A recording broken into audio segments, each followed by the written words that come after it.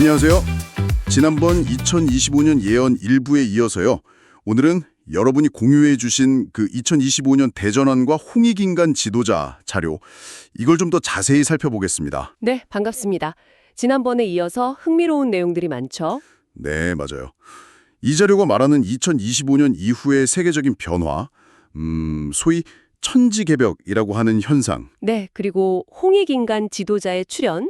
그리고 대한민국의 역할까지 이런 예언들을 좀 같이 풀어보는 게 오늘 목표입니다. 특히 그 3년간의 대혼란기 이후에 새로운 시대가 온다는 예측이 상당히 눈길을 끌죠. 네, 맞아요.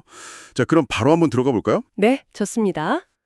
우선 자료를 보면 2025년부터 천지개벽 수준의 아주 큰 규모의 자연재해가 시작된다. 뭐 이렇게 얘기를 하고 있어요. 네, 그렇죠. 지진 활동으로 땅이 막 움직이고 지각이 흔들리고. 뭐 어떤 나라는 무너지고 새로운 땅이 생겨나고 그야말로 지구촌 전체가 격변을 겪는다는 거죠. 네, 맞습니다. 근데 이게 흥미로운 게 이걸 단순한 재앙으로만 보지 않는다는 거예요. 아, 그래요? 그럼 어떻게 보죠? 이게 2025년부터 2027년까지 한 3년간 이어지는 뭐랄까 일종의 정리 과정이다. 이렇게 묘사를 하거든요. 정리 과정이요? 네. 그리고 이 기간 동안 대한민국이 상대적으로 가장 안전한 곳이 될 거다. 이런 주장도 있고요. 아, 그래서 한국이 중요하다는 거군요. 그렇죠. 그래서 이 시기에는 섣불리 막 움직이기보다는 공부하고 내적인 힘, 그러니까 자료에서 말하는 내공을 쌓아야 할 때다. 이렇게 강조를 해요. 그 내공이라는 게 구체적으로 어떤 의미일까요?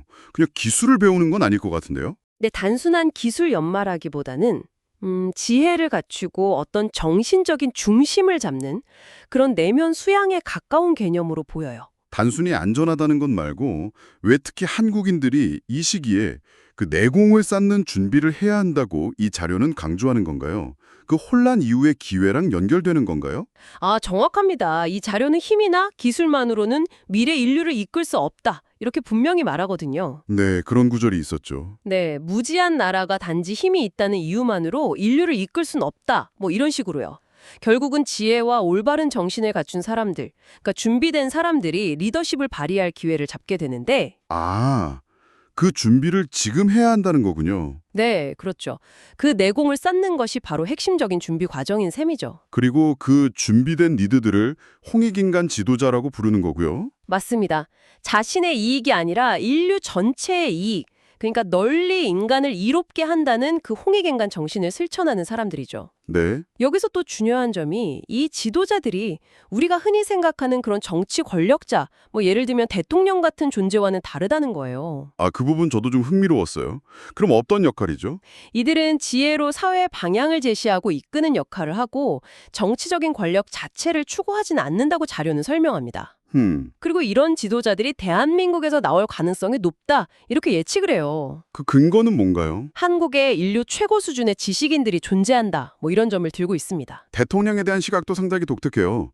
지도자가 아니라 공부하는 사람으로 본다는 거. 네, 그렇죠. 특히 대한민국 대통령은 5년 임기 동안 국제학, 국제정세를 배우는 학생과 같다 이렇게 표현하죠. 이 관점이 그럼 홍익인간 지도자와는 어떻게 연결되는 건가요? 자료에 따르면 대통령직은 세상을 직접 이끄는 자리라기보다는 뭐랄까 국제적인 안목이나 실무를 배우는 중요한 학습 과정으로 보는 거예요. 아, 일종의 훈련 기간처럼요? 네, 5년의 경험을 통해서 국제적인 인물로 성장할 기회라는 거죠. 반면에 사회의 진정한 방향 제시는 사심없이 인류 공영을 생각하는 홍익인간 지도자들이 맡게 되고요. 그럼 그 지도자들이 대통령을 돕는다는 건가요? 네, 그런 구상입니다. 이 지도자들이 실무자인 대통령을 도와서 사회를 바른 길로 이끈다는 거죠. 뭐 현재 정치 시스템과는 좀 다른 형태의 리더십을 제시하는 것 같아요. 네, 예를 들어 자료에서 비판하는 것처럼 국민이 아니라 당 조직을 위해 싸우는 뭐 그런 모습과는 다르게요. 그렇죠. 그런 당리당략과는 거리가 먼 리더십이죠. 그런데요, 그 3년간의 정리 과정에 대한 묘사가 조금 충격적이기도 해요. 아, 네. 그 표현이 좀 그렇죠. 자료에서는 쓸모없는 사람들은 자연스럽게 희생되고 이기적인 사람들은 도태된다. 이런 예측을 하잖아요. 상당히 좀 강한 표현인데요. 네, 맞아요. 표현이 매우 직접적이죠. 근데 자료는 이걸 단순히 생존 경쟁이나 비극으로만 설명하지는 않아요. 아, 그럼 다른 해석이 있는 건가요? 네, 영혼은 불멸하고 죽음은 끝이 아니다. 이런 전제를 깔고 있어요.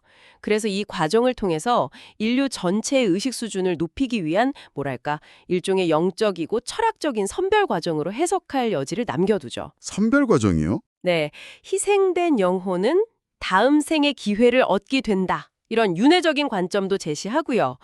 즉, 이기심을 버리고 홍익인간의 정신을 갖춘 이들 중심으로 새로운 시대를 열기 위한 다소 냉혹하게 들릴 수 있는 자연의 질서 같은 개념으로 설명하는 것 같습니다. 그렇군요.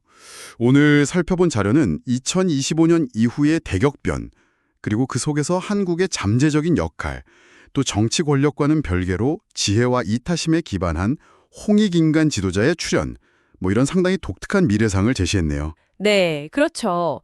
근데 핵심은 이 예언이 정말 실현되느냐, 아니냐를 떠나서 이 자료가 강조하는 메시지 자체에 있는 것 같아요. 메시지요? 네, 그냥 수동적으로 미래를 기다리는 게 아니라 끊임없이 내면의 힘, 그 내공을 기르고 지혜를 추구하면서 스스로가 누구인지를 알고 준비해야 한다는 그런 능동적인 자세를 요구하고 있잖아요. 아, 그렇죠. 준비의 중요성. 네, 그리고 인류 공영이라는 가치를 계속해서 강조하는 점도 한번 생각해 볼 만한 지점인 것 같습니다. 이 자료가 그리는 미래나 홍익인간 지도자라는 개념에 대해서 여러분은 어떻게 생각하시나요? 이런 예언들을 어떻게 받아들일지는 각자의 판단이겠지만요. 이 이야기가 우리에게 던지는 질문은 꽤 유효해 보입니다. 지금 우리 시대에 진정으로 필요한 리더십은 과연 어떤 모습일까요? 그리고 다가올지 모를 변화 앞에서 여러분 각자는 어떤 내공을 쌓아갈 수 있을지 잠시 고민해 보시는 건 어떨까 싶네요.